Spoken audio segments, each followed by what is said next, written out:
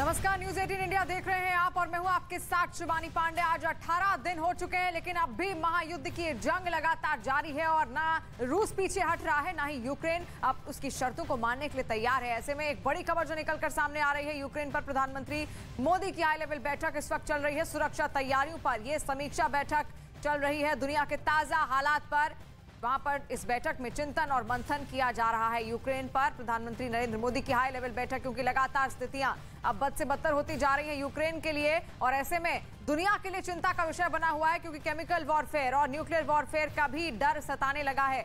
और साथ साथ अब यूक्रेन संकट पर प्रधानमंत्री नरेंद्र मोदी की हाई लेवल बैठक, और विक्रांत यादव इस वक्त हमारे साथ जुड़ गए हैं। विक्रांत, और क्या ताजा जानकारी बैठक में और क्या चर्चाएं हो रही हैं? देखिए, उच्च स्तरीय बैठक चल रही है जिसमें प्रधानमंत्री जिसकी अध्यक्षता कर रहे हैं। बैठक में रक्षा मंत्री राजनाथ सिंह, विदेश मंत्री एस जयशंकर, वित्त मंत्री निर्मला सीतारमण समेत कई वरिष्ठ अधिकारी भी मौजूद है। और भारत की जो सुरक्षा की तैयारियां हैं, सुरक्षा को लेकर के उन सब की समीक्षा की जा रही है। और यूक्रेन संकट के बाद, तो युद्ध के बाद जो ताजा हालात बने हैं, उसके मद्देनजर भारत की तैयारियां और किस तरीके से भारत की भूमिका होगी, इन सब चीजों पर चर्चा इस बैठक में की जा रही है। जी, यानी कि हाई लेवल बैठक की जा रही है और साथ साथ तस्वीरें भी हमने आपको दिखाई। वहां पर रक्षा मंत्री राजनाथ सिंह मौजूद हैं, वित्त मंत्री निर्मला सीतारमण और साथ साथ विदेश मंत्री एस जयशंकर भी इस बैठक का हिस्सा है और चिंतन मंथन चल रहा है। और वहीं रूस यूक्रेन युद्ध के 18 दिन हो गए हैं और 400 से ज्यादा घंटे हो चुके हैं। रूस की सेना लगातार हमले तेज करती जा रही है और यूक्रेन की मदद के लिए अमेरिका समेत दुनिया के तमाम देश सामने आ रहे हैं। लेकिन रूस ने अमेरिका को खुली चेतावनी दी है। रूस ने कहा है कि अमेरिका यूक्रेन को हथियार देना बंद करे, नहीं तो बुरे परिणाम भुगतने होंगे। इन सबके बीच नेटो ने केमिकल वॉर की आशंका जताई है। यूक्रेन ने भी रूस को धमकाया और कीव से दूर रहने को कह दिया है। यूक्रेन के राष्ट्रपति ज़ेलेंस्की ने कहा है कि अगर कीव को लेने की कोशिश की तो मौत मिलेगी। रूसी हमलों के तेज होने के साथ ही पूरे यूक्रेन में हवाई हमले का अलर्ट भी जारी कर दिया गया है और लोगों से बंकर में रहने की सलाह उनको दे दी गई है। तस्वीरें भी लगातार हम आपको दिखा रहे हैं। 18 दिन आज बीत चुके हैं, लेकिन हालात क्या हो गए हैं वो आप देख सकते हैं। इस बीच बड़ी खबर, यूक्रेन रूस युद्ध पर जुड़ी बड़ी खबर। यूक्रेन और रूस समझौते को तैयार हो गए हैं, समझौते को तैयार हो गए हैं दोनों देश। ज़ेलेंस्की दफ्तर ने यह बयान जारी किया है, क्योंकि इससे पहले लगातार हमने आपको दिखाया था किस तरीके की तबाही इस वक्त यूक्रेन झेल रहा है। और पुतिन ने तो साफ कह दिया था बातचीत जारी रहेगी, लेकिन हमारी शर्तें माननी होंगी। और यहां पर अब खबर सामने आ रही है कि यूक्रेन और रूस समझौते के लिए तैयार हो गए, जहां पर ज़ेलेंस्की जो कि राष्ट्रपति हैं यूक्रेन के, उनके दफ्तर ने इस बात का ऐलान किया है। यानी कि ये समझौता क्या कुछ होता है, क्योंकि पुतिन की जो शर्तें हैं, रूस की जो शर्तें हैं, उसने साफ कहा है कि हमारी सारी शर्तें माननी होंगी और नेटो में शामिल नहीं होगा कभी भी यूक्रेन। ये उसको इस पर हामी भरनी होगी, ये तमाम शर्तें जिस पर उसको हामी भरनी होगी। लेकिन इस बीच बड़ी खबर जो निकलकर सामने आ रही है वो है यूक्रेन और रूस समझौते को तैयार हो गए। ज़ेलेंस्की दफ्तर ने इसको लेकर एक बयान भी जारी कर दिया है और इस समझौते में क्या क्या बड़ी चीजें होंगी ये देखना दिलचस्प होने वाला है। यूक्रेन को हथियार देने पर चेतावनी दी गई है और हथियार भेजे तो हमले तेज होंगे, ये कह दिया है। रूस ने अमेरिका को यह धमकी दी है, रूस ने अमेरिका को मदद रोकने को कह दिया है, क्योंकि अमेरिका की ओर से लगातार पोलैंड तक लड़ाकू विमान भेजे जा रहे हैं ताकि पोलैंड के जरिए वो यूक्रेन तक पहुंचे और किसी भी तरीके से यूक्रेन और रूस का जो युद्ध है उसमें इन्वॉल्व रहे रूस, यही उसकी तैयारी है। तो ऐसे में लगातार रूस की धमकी अब अमेरिका को मिल रही है। वहीं रूस और यूक्रेन के बीच जारी जंग के दौरान दुनिया रूस के राष्ट्रपति व्लादिमीर पुतिन के एक फैसले से हैरान है।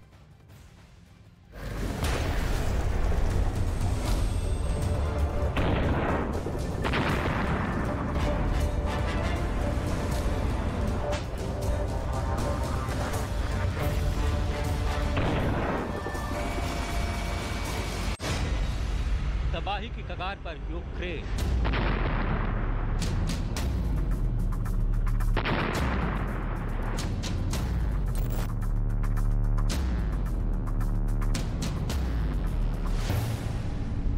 राष्ट्रपति पुतिन का नया ऐलान।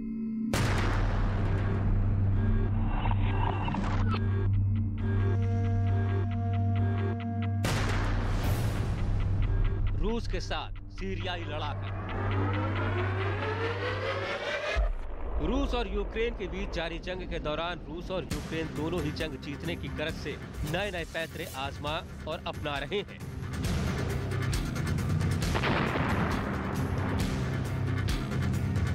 इसी दौरान रूस के राष्ट्रपति पुतिन के एक ऐलान ने पूरी दुनिया को चौंका दिया है। दरअसल राष्ट्रपति पुतिन ने यूक्रेन के खिलाफ जंग में रूसी सेना में विदेशी लड़ाकों की तैनाती को मंजूरी दे दी है।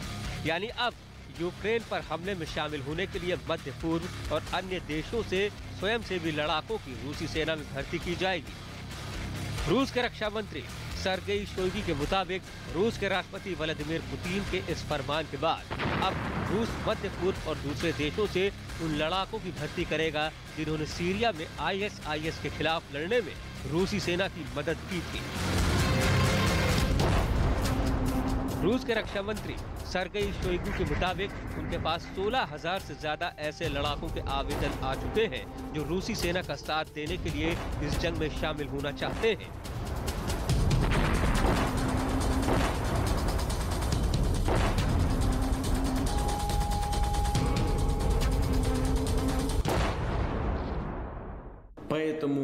Поэтому, если вы видите, что есть люди, которые хотят на добровольной основе, тем более не за деньги, приехать и оказать помощь людям, проживающим.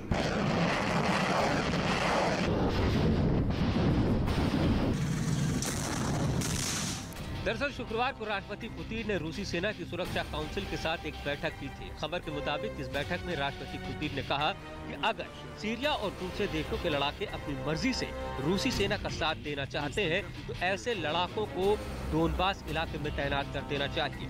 इसके अलावा इस बैठक में राष्ट्रपति पुतिन ने जंग के दौरान यूक्रेनी सेना से जब्त किए गए हथियारों, tank, anti tank minded missile और मैन पोर्टेबल एयर डिफेंस मिसाइलों को डोनेट्स्क और लुहांस्क पीपल्स रिपब्लिक को सौंपने की मंजूरी भी दी। ये मर्सनरीज फोर्सेस जो हैं, जो अपने आप में बहुत रुथलेस मानी जाती हैं और बहुत ही खूंखार और भयंकर फोर्स मानी जाती हैं, ये बहुत ही खतरनाक काम है जो वो कर रहे हैं। उनको ये बिल्कुल नहीं करना चाहिए क्योंकि ये बिल्कुल इनह्यूमन वॉरफेयर होगी। साथ ही साथ वो एक तरीके का मनोवैज्ञानिक प्रेशर बना रहे हैं, दबाव बना रहे हैं यूक्रेन के ऊपर कि देखिए डॉनबास में अगर हम इस्तेमाल करेंगे तो हो सकता है हम कीव में भी करें। उस वजह से वहाँ के लोगों में आतंक रहेगा।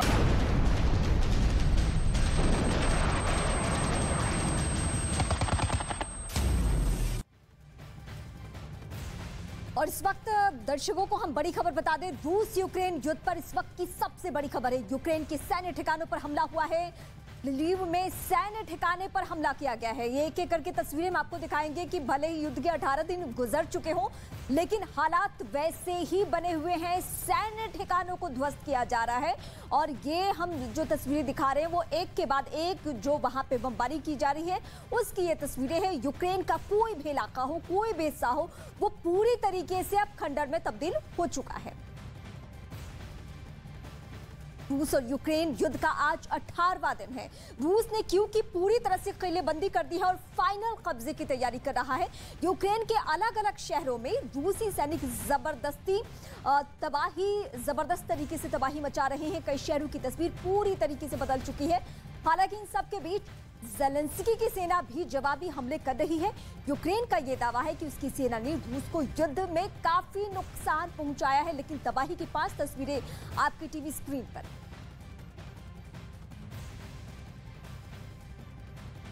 और इस महायुद्ध में विदेशी लड़ाकों की भर्ती सिर्फ रूसी सेना में नहीं होगी।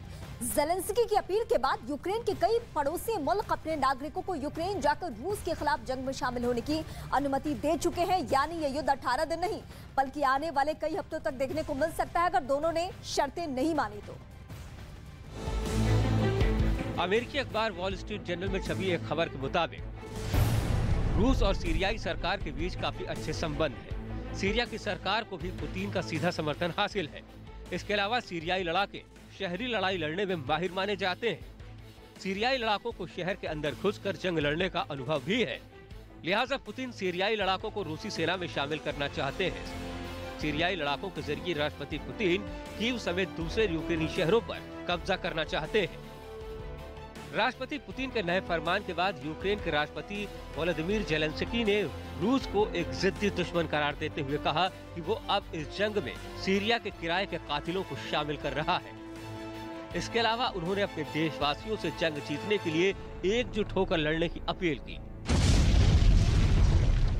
Жодного відсотка своєї свободи. 16 днів. Я знаю, що багато людей почали відчувати втому. ऐसा नहीं है कि विदेशी लड़ाकों की भर्ती सिर्फ रूसी सेना में ही होगी। यूक्रेन के राष्ट्रपति व्लादिमीर जेलेंस्की भी दुनिया भर से रूस के खिलाफ जंग लड़ने की अपील कर चुके हैं।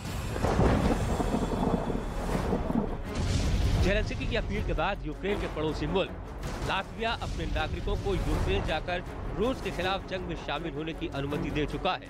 सिर्फ लातविया ही नहीं बल्कि डेनमार्क और ब्रिटेन से तो लोग यूक्रेन पहुंच भी चुके हैं। उनकी इस अपील के बाद विदेशों से रूस के खिलाफ यूक्रेन की सेना का साथ देने के लिए लोगों का पहुंचना भी शुरू हो गया है।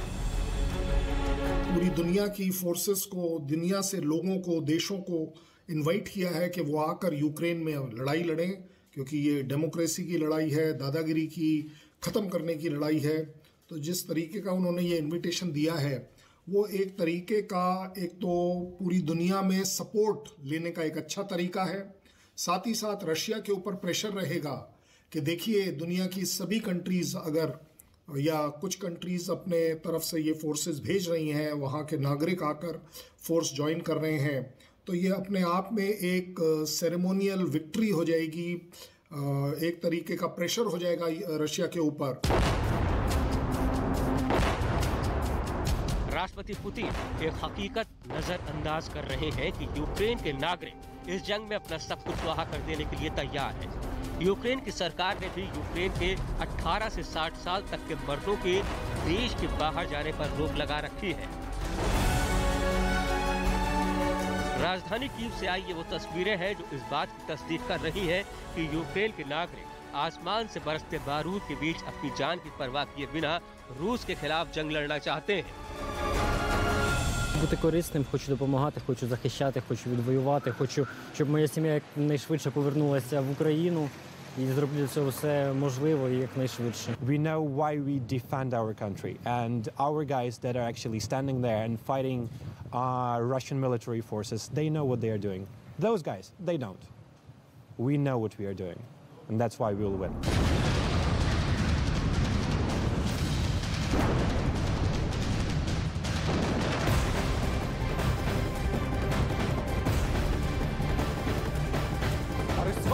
बड़ी खबर आपको बता दें, रूस यूक्रेन युद्ध से जुड़ी बड़ी खबर आपको बता दें।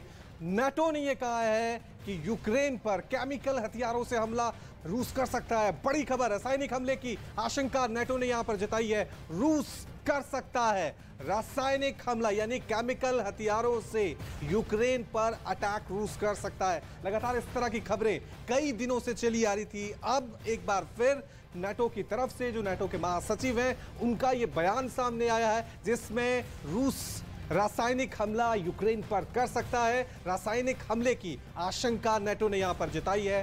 बड़ी खबर।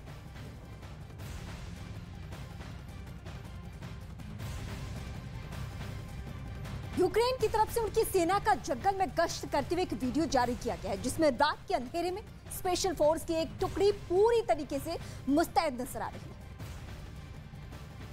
जो कि घातक हथियारों से लैस दिखी। साथ ही उनमें हर एक के माथे पर टॉर्च लगी थी जिसकी मदद से वो घने जंगल में रात के वक्त गश्त करते दिखे। वीडियो में वो सब पहले बातचीत करते नजर आए और फिर इशारा मिलते ही जंगल में चारों तरफ फैल गए। इनमें कुछ ने वहां मौजूद खंडहर इमारतों और बर्बाद हो चुके घरों की अच्छी तरह तलाशी भी ली। इस वीडियो को यूक्रेन की तरफ से एक चेतावनी के साथ जारी किया गया जिसमें लिखा गया कि यूक्रेन पर हमला करने वालों पर यह रात भारी पड़ेगी। यूक्रेन ने यह दावा किया है कि बीते 18 दिनों से चल रहे युद्ध में उसने रूस की सेना को काफी नुकसान पहुंचा है। यूक्रेन की फौज ने इस पर आंकड़े भी जारी कर दिए हैं जिसमें यह बताया गया है कि इस जंग में अब तक 12,000 से ज्यादा रूसी सैनिक मारे जा चुके हैं। इसके साथ ही यूक्रेन की फौज ने यह भी जानकारी दी है कि उसकी सेना ने रूस की 58 लड़ाकू विमान को मार गिराया है और यूक्रेन के जवाबी हमले में रूस के 83 हेलीकॉप्टर को भी नुकसान पहुंचा है। और दावा तो यह भी किया जा रहा है कि उसने रूस के 362 टैंकों और 1200 से ज्यादा गाड़ियों को बर्बाद कर दिया है। और इस बीच हम एक और अपडेट आपको पहुंचा दें, सीरियाई लड़ाकों से पहले रूस वैगनर ग्रुप को भी युद्ध के मैदान में उतार चुका है और ये कौन सी ग्रुप है ये भी हम आपको बता रहे हैं। यूक्रेन के राष्ट्रपति जेलेंस्की ने रूस और यूक्रेन की जंग के शुरू होने से पहले ही ये ऐलान कर दिया था कि वो और उनका परिवार रूस का टारगेट है। ब्रिटिश मीडिया भी ये दावा कर रहा है कि राष्ट्रपति पुतिन के इशारे पर उनकी प्राइवेट आर्मी अपने मिशन को अंजाम तक पहुंचाने के लिए निकल भी पड़ी है। ब्रिटिश मीडिया का दावा है कि राष्ट्रपति जेलेंस्की की हत्या के लिए किराए के कातिल कीव में मौजूद हैं। राष्ट्रपति जेलेंस्की वैगनर ग्रुप के मर्सनरी यानी भाड़े के सैनिकों के निशाने पर है। रूस की एक प्राइवेट कंपनी है वैगनर ग्रुप। वैगनर ग्रुप को दिमित्री युतकीन ने बनाया था। दिमित्री युतकीन रूसी खुफिया एजेंसी GRU में लेफ्टिनेंट रह चुका है। 2014 में वैगनर ग्रुप के सैनिक क्राइमिया की जंग में शामिल थे। फिलहाल ये अपने किल और कैप्चर मिशन के तहत राष्ट्रपति जेलेंस्की को ढूंढ रहे हैं। वैगनर ग्रुप में 6000 सैनिक शामिल हैं। इसको ओवररूल तो नहीं किया जा सकता क्योंकि इस तरह की पॉसिबिलिटी लड़ाई में हमेशा होती है, और स्पेशली जब रशिया टोटली अगेंस्ट है पर्सनल पॉलिसीज ऑफ जेलेंस्की और वो चाहता है कि जेलेंस्की हट जाए, तो साम दाम दंड भेद कुछ भी किया जा सकता है। ना तो राष्ट्रपति व्लादिमीर जेलेंस्की झुकने को तैयार है और ना ही राष्ट्रपति व्लादिमीर पुतिन रुकने के लिए। ऐसे में सवाल उठता है कि आखिर ये जंग किस मुकाम पर जाकर रुकेगी। क्या ये जंग उस सूरत हाल में रुकेगी जब यूक्रेन हार जाएगा? लेकिन तब तक रूसी सेना यूक्रेन के ज्यादातर इलाकों को कब्रिस्तान बना चुकी होगी। अब सवाल ये है कि क्या राष्ट्रपति पुतिन यूक्रेन के बाशिंदों का ये हौसला और अपने देश के लिए कुर्बान हो जाने के जज्बे को तोड़ पाएगा? भले ही रूस और राष्ट्रपति पुतिन ये जंग जीत जाए, लेकिन क्या वो यूक्रेन के लोगों को जीत पाएंगे? फिलहाल आलम ये है कि रूस और यूक्रेन के बीच जारी जंग यूक्रेन में बर्बादी की सुनामी ला चुकी है। इस जंग पर रोजाना अरबों डॉलर का खर्च हो रहा है। इस जंग की वजह से यूक्रेन के 25 लाख नागरिक बेघर होकर दर-दर की ठोकरें खाते हुए पराये देशों में एक महफूज ठिकाना ढूंढ रहे हैं। इतना ही नहीं, इसी जंग में अब तक सैकड़ों बेगुनाह लोग अपनी जान गंवा चुके हैं, लेकिन इस जंग के रुकने के आसार नजर नहीं आ रहे हैं।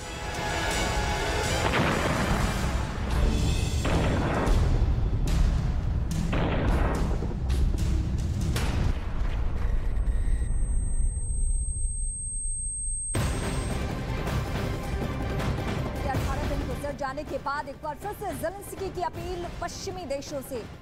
जेलेंस्की ने पश्चिमी देशों से ये अपील की है कि आप साथ दें, और ये युद्ध के पहले दिन भी यही स्थिति थी जेलेंस्की की तरफ से, और आज जब 18वां दिन चल रहा है तब भी यही स्थिति है। रूस हमसे जीत नहीं सकता, यानी ये संकेत देने की कोशिश की जा रही है और रूसी सैनिक आतंक फैला रहे हैं। ये सीधा सीधा आरोप है जेलेंस्की का, और पश्चिमी देशों से मदद मांग रहे हैं कि अगर हमें किसी भी स्तर पे, चाहे सैनिक स्तर पे या हथियारों के स्तर पे, जहां भी हमें मदद की जरूरत पड़े, आप हमें मदद कीजिए क्योंकि हम रूसी सैनिक को हराएंगे, क्योंकि रूसी सेना आतंक फैला रही है। ये कहना है जेलेंस्की का, यूक्रेनी राष्ट्रपति का। यानी युद्ध खत्म हो, इसको लेकर अभी भी कोई आसार नजर नहीं आ रहे हैं। अगर आज भी, जैसे दुनिया के तमाम एक्सपर्ट्स ने ये कहा कि जेलेंस्की मूर्खता कर रहे हैं, वो भूल कर रहे हैं, उन्हें अपनी देश की सुरक्षा के लिए कदम उठाना चाहिए, लेकिन ऐसा नहीं हो रहा है। रूस और यूक्रेन के बीच जारी जंग और भी भीषण होती जा रही है। जल्द से जल्द यूक्रेन पर कब्जे के इरादे से रूसी सेना ने वहां के शहरों पर बमबारी पहले की तुलना में तेज कर दी, जिसकी एक तस्वीर निकोलेव शहर से भी सामने आई। वहां रूसी सेना की तरफ से दागे गए बमों ने तबाही मचा दी और एक रिहायशी इलाका एक एक कर हुए 3 धमाकों से बुरी तरह थर्रा उठा, और लगातार 3 बॉम्ब फटने की वजह से वहां काले धुएं का गुबार उठता दिखा। रूसी हमलों से हुई तबाही की तस्वीरें चर्निव शहर से भी सामने आईं। वहां भारी बमबारी की वजह से कई इमारतें मलबे में तब्दील हो गईं। लगातार बमबारी में कई बिल्डिंग ध्वस्त हो गईं तो कई झुक गईं। यही नहीं, कुछ जगहों पर तो बम फटने की वजह से बड़ा गड्ढा बना दिखा। वहाँ के मेयर ने रूसी सेना के हमलों में कई लोगों के मारे जाने का दावा किया। रакетні удари по місту Чернігів, гибнуть мирні люди। रूस के ताबड़तोड़ हमलों की वजह से चर्निव शहर में हर तरफ तबाही का मंजर दिखाई दिया और ऐसा लगा मानो पूरा शहर खंडहर में तब्दील हो गया हो। यूक्रेन ने दावा किया है कि उसके पलटवार से भड़के रूस के राष्ट्रपति पुतिन ने अपनी सेना के कई ऑफिसर्स पर गाज गिरा दी है और अपने दावे में यूक्रेन ने कीव पर कब्जे में हो रही देरी को पुतिन की भड़कने की वजह बताया। साथ ही ये भी दावा किया गया है कि इसी नाराजगी में पुतिन ने रूसी सेना के 8 बड़े ऑफिसर्स को बर्खास्त भी कर दिया है। ये भी कहा गया है कि सटीक जानकारी जुटाने में नाकाम रहने और खराब रणनीति बनाने के लिए पुतिन ने अपनी खुफिया एजेंसी FSB पर भी नाराजगी जाहिर की है। और यही नहीं, यूक्रेन की माने अगर यूक्रेन के मुताबिक पुतिन को ये जानकारी दी गई है कि हमला शुरू होने पर ज़ेलेंस्की आसानी से हार मान लेंगे, जिस पर भरोसा कर रूस ने 24 फरवरी को यूक्रेन पर हमला बोल दिया था और रूसी सेना ने कुछ दिनों के अंदर ही यूक्रेन की राजधानी कीव की घेरेबंदी भी कर ली थी। लेकिन जंग शुरू होने के 2 हफ्ते गुजर जाने के बाद भी रूसी सेना अब तक कीव के अंदर दाखिल नहीं हो पाई है, वो पूरी तरीके से नाकाम है। और यूक्रेन का दावा है कि इसी वजह से रूस को अपनी स्ट्रैटेजी बदलने के लिए मजबूर भी होना पड़ा। और इसी बीच अमेरिका ने रूस को एक बार फिर कड़ी चेतावनी दी है। जानती है कि जब जंग हुई तो देश के देश तबाह हो गए। जंग से कभी भी किसी का भला नहीं हुआ, बल्कि इंसानियत की हार। यही वजह है कि कई देश जंग के विरोध में है, लेकिन रूस न रुकने को तैयार है न छुपने को तैयार है। इस बीच ये भी खबर है कि अमेरिका यूक्रेन को बड़ी मदद दे सकता है। यूक्रेन को एयर डिफेंस सिस्टम देने पर अमेरिका विचार कर रहा है। इसके साथ ही राष्ट्रपति बाइडेन ने यह भी साफ कर दिया कि अगर रूस ने अमेरिका और नाटो देशों को इस युद्ध में कूदने के लिए मजबूर किया तो अंजाम बेहद खतरनाक होंगे और दुनिया में तीसरा विश्व युद्ध छिड़ जाएगा। Direct confrontation between NATO and Russia is World War III. वहीं युद्ध में रूस की ओर से केमिकल हथियारों का इस्तेमाल करने की खबरों को भी उन्होंने दुनिया के लिए बड़ी चिंता का सबब बताया और रूस को ये चेतावनी देने से नहीं चूके कि अगर उसकी ओर से यूक्रेन के खिलाफ केमिकल हथियारों का इस्तेमाल किया गया तो इसके लिए उसे गंभीर परिणाम भुगतने होंगे। Russia would pay a severe price if they used chemical. यही नहीं, बाइडेन ने रूस पर दबाव बनाने के लिए रूस की सीमा से लगे लात्विया, इस्टोनिया, लिथुआनिया और रोमानिया जैसे देशों में अपने 12,000 सैनिक भेज दिए। इसीलिए रूस के खिलाफ बाइडेन के इस तेवर से दुनिया दहशत में है, क्योंकि तीसरे विश्व युद्ध की शुरुआत का मतलब होगा दुनिया में भीषण तबाही। हालांकि बाइडेन ने भी फिलहाल इस तबाही को रोकने के लिए एकजुट होकर कोशिश करने की जरूरत बताई। इसके साथ ही उन्होंने आर्थिक तौर पर रूस की कमर तोड़ने के लिए और कड़े प्रतिबंधों का ऐलान कर दिया।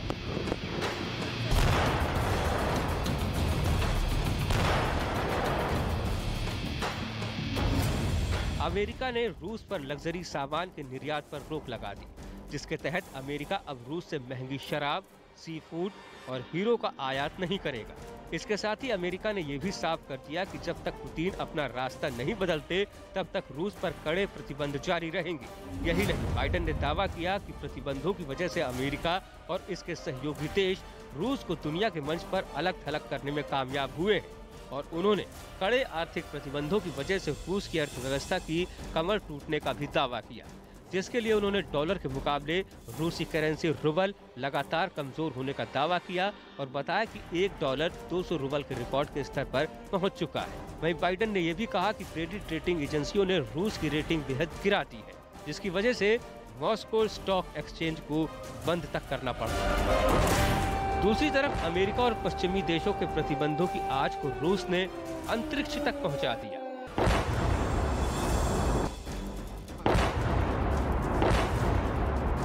और उसने प्रतिबंधों की वजह से इंटरनेशनल स्पेस स्टेशन तबाह होने की चेतावनी दे डाली, जिसके लिए रूस की ओर से प्रतिबंध लगने के बाद स्पेस स्टेशन में अपने स्पेस क्राफ्ट की मरम्मत का काम रुकने की दलील दी गई और दावा किया कि प्रतिबंधों से पहले साल में 11 बार स्पेस स्टेशन में जरूरी मरम्मत का काम किया जाता रहा है और बताया गया कि सही समय पर मरम्मत नहीं होने पर स्पेस स्टेशन में मौजूद रूस का हिस्सा कभी भी धरती की ओर गिर सकता है। रूस की स्पेस एजेंसी के मुताबिक इसका वजन करीब 500 टन है और आबादी वाली जगह पर गिरने से ये बड़ी तबाही मचा सकता है। फिलहाल इंटरनेशनल स्पेस स्टेशन ही उन बचे खुचे इलाकों में है जहां रूस और अमेरिका का आपसी सहयोग जारी है। और इस वक्त बड़ी खबर, यूक्रेन के शहरों पर रूस की बमबारी अभी भी जारी है। युवानो और फ्रांस्पियोस में बमबारी जारी है। एयरपोर्ट पे हमला हुआ है, ये बड़ा धमाका और उसकी तस्वीरें भी हम कुछ देर में आपको दिखाएंगे। रूसी हमले से एयरपोर्ट पूरी तरीके से तबाह हो चुका है, यानी रिहायशी इलाकों में रूस की बमबारी अभी भी जारी है। यूक्रेन के कई शहरों में एक बार फिर से रेड अलर्ट जारी कर दिया है, क्योंकि सायरन की आवाज और उस आवाज को सुनकर लोगों को बंकरों में जाने की सलाह दी जा रही है कि अभी भी युद्ध का खतरा है सर पे। अभी भी जो रूसी सैनिक है वो पहले की तुलना में ज्यादा अग्रेसिव है। वो बमबारी जिस तरीके से कर रहे हैं, ज़ेलेंस्की का सीधा आरोप ये रहा कि रूसी सैनिक जो हैं वो आतंक मचाने पे उतारू हो चुके हैं। इस बीच उन्होंने पश्चिमी देशों से मदद मांगी है। लेकिन ये जरा तस्वीरें देखिए, 18वें दिन युद्ध की तस्वीरें बदल चुकी है। यानी तमाम जो युद्ध से जुड़े हुए नियम होते हैं उनको भी ताक पे रखा जा रहा है। पूर्वी यूक्रेन के वोल्नोवा शहर में रूस के समर्थन वाले अलगाववादियों और यूक्रेन की फौज के बीच भीषण जंग हुई है।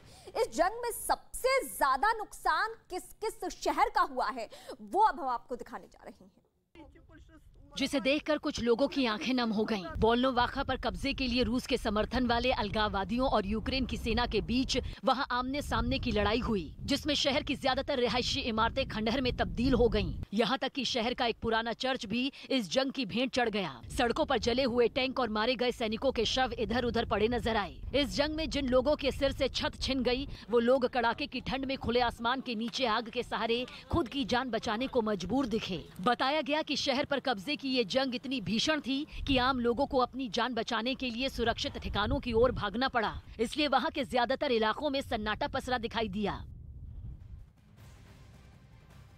क्यों रूस के टैंकों के लिए कब्रगाह बन चुका है। वहीं यूक्रेन की सेना को एंटी टैंक सिस्टम मिला है, जिसके बाद यूक्रेन की सेना चुन चुनकर रूसी टैंकों को निशाना बना रही है। वहीं रूसी कमांड पोस्ट पर यूक्रेन की सेना ने ड्रोन से हमला बोला। इस हमले में रूसी कमांड पोस्ट पूरी तरीके से तबाह हो चुका है। दो तस्वीरें इस वक्त आपके सामने।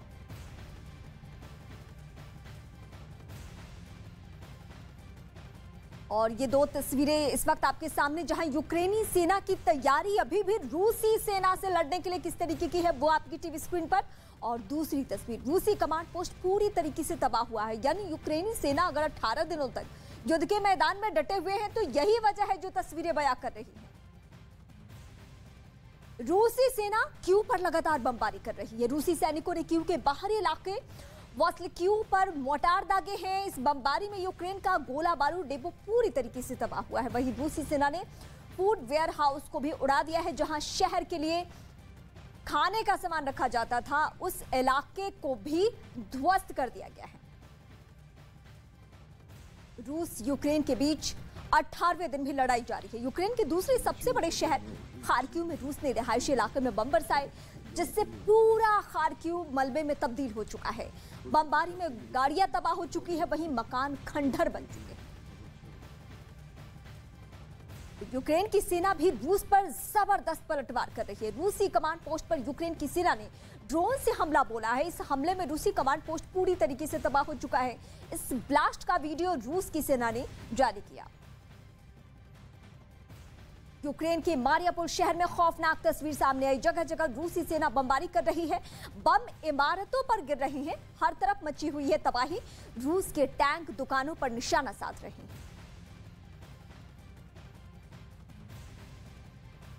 जंग को लेकर रूस की सेना एक्टिव मोड में दिख रही है, लगातार युद्धाभ्यास कर रही है। रूस की सरकारी मीडिया ने इस वीडियो में एयरफोर्स स्टेशन पर हेलीकॉप्टर दिख रहे हैं, वहीं गोला बारूद भी बाकायदा दिख रहा है।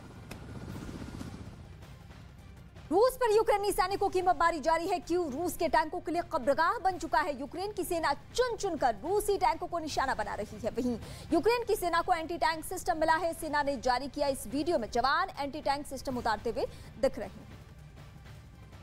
रूस के खिलाफ यूक्रेन की सेना तो लड़ ही रही है, वहीं अब यूक्रेन के लोगों ने भी रूस से लोहा लेने का पक्का इरादा कर लिया है। रूस के हमले के डर से पलायन कर चुके लोग अब अपने मुल्क वापस लौट रहे हैं, जिसकी ताजा तस्वीर आपकी टीवी स्क्रीन पर है। और ये तस्वीरें ही बयां कर रही है कि हालात क्या बने हुए हैं। रूस यूक्रेन युद्ध में तबाही जारी है। यूक्रेन के गांव से एक तस्वीर सामने आई, जिससे रूस के हमले के बाद गांव पूरी तरीके से बर्बाद, हर तरफ से तबाही का खौफनाक मंजर दिखा।